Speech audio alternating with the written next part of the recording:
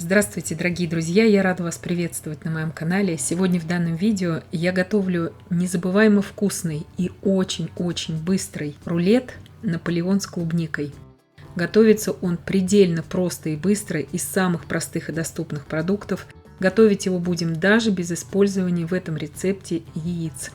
И сначала приготовим основу для крема. 350 мл молока я довожу до кипения, но не кипячу. 100 грамм сахара, 16 грамм ванильного сахара, 40 грамм кукурузного крахмала. Вы можете также добавить готовый порошок для пудинга, если у вас есть в наличии. Тоже будет хорошо с ним вместо крахмала. 150 мл холодного молока. Добавляю туда всю сухую смесь. Очень хорошо перемешиваю, чтобы не было комочков. И иду сейчас на плиту заваривать всю эту смесь. В закипающее молоко аккуратно, бережно, тонкой струйкой я вливаю при непрерывном помешивании всю крахмальную смесь.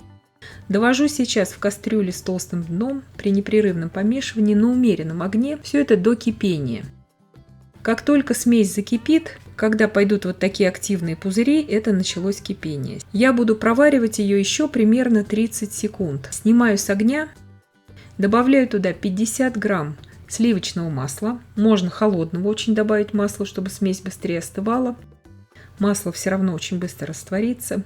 Переливаю сейчас в емкость, где у меня эта вся смесь будет остывать до очень холодного состояния. Обратите внимание, не до комнатной температуры, а именно до холодного состояния. И займусь тестом в этот момент. Здесь у меня 275 грамм готового бездрожжевого слоеного теста.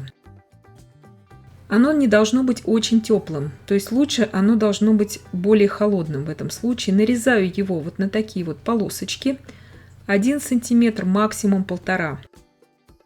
Духовка у меня уже разогрета на 220 градусов Цельсия. Выпекать я его буду без конвекции примерно 12-15 минут.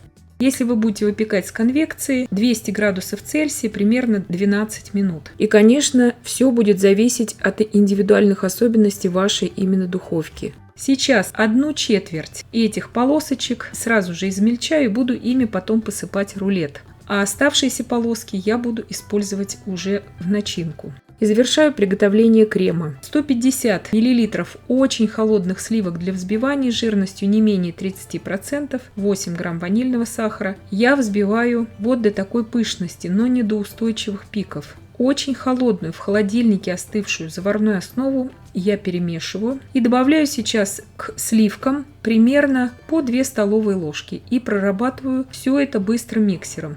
То есть долго здесь ничего не взбиваю. Сразу говорю, что крем этот не будет устойчивым. Это крем начиночный. Нам нужно наоборот, чтобы он очень хорошо пропитал наши коржи. То есть вот эти полосочки из слоеного теста. Вот такой крем очень вкусный получается. Если у вас нет, допустим, сливок, вы можете добавить туда также сливочное масло. Тогда не нужно будет остужать заварную основу до холодного состояния, а только до комнатной температуры и брать 150 грамм размягченного сливочного масла вместо сливок. Приготовлю клубнику. Здесь у меня 6 крупных ягод. Очищаю их вот таким образом. Вы же можете здесь использовать любые ягоды и фрукты по вашему усмотрению. С клубникой очень вкусно. Обязательно нужна здесь будет пищевая пленка.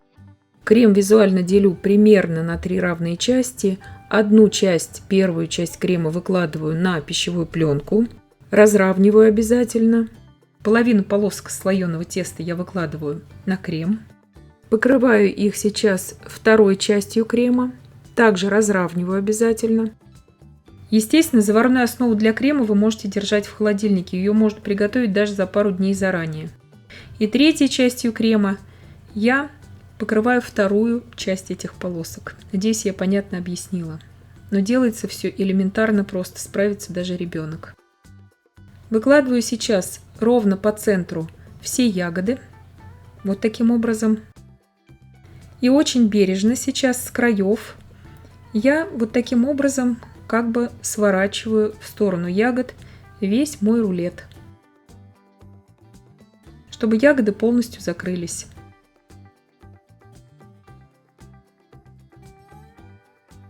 Завязываю сейчас пищевую пленку и убираю в холодильник минимум на 3 часа. Я уберу на 3 часа. очень хорошо убрать на ночь, чтобы все это пропиталось. Но я покажу, как будет после 3 часов уже все это прекрасно нарезаться. 3 часа у меня прошло. Полоски из слоеного теста еще слегка похрустывают. Если вы любите очень влажный такой торт Наполеон, тогда следует хотя бы на 5-6 часов убрать. Сейчас посыпаю посыпкой из слоеного теста, которую мы приготовили заранее. И в принципе наш рулет уже готов. Его можно уже подавать к столу. Вот такой красивый он в разрезе получается и необыкновенно вкусный. Если вы будете использовать здесь овсяное молоко или миндальное вместо обычного цельного молока, этот рулет можно приготовить в постной веганской версии. И я надеюсь, что видео было полезным и познавательным. Подписывайтесь на мой канал, ставьте лайки, пишите комментарии. Я всем желаю больших успехов и до встречи в новых видео.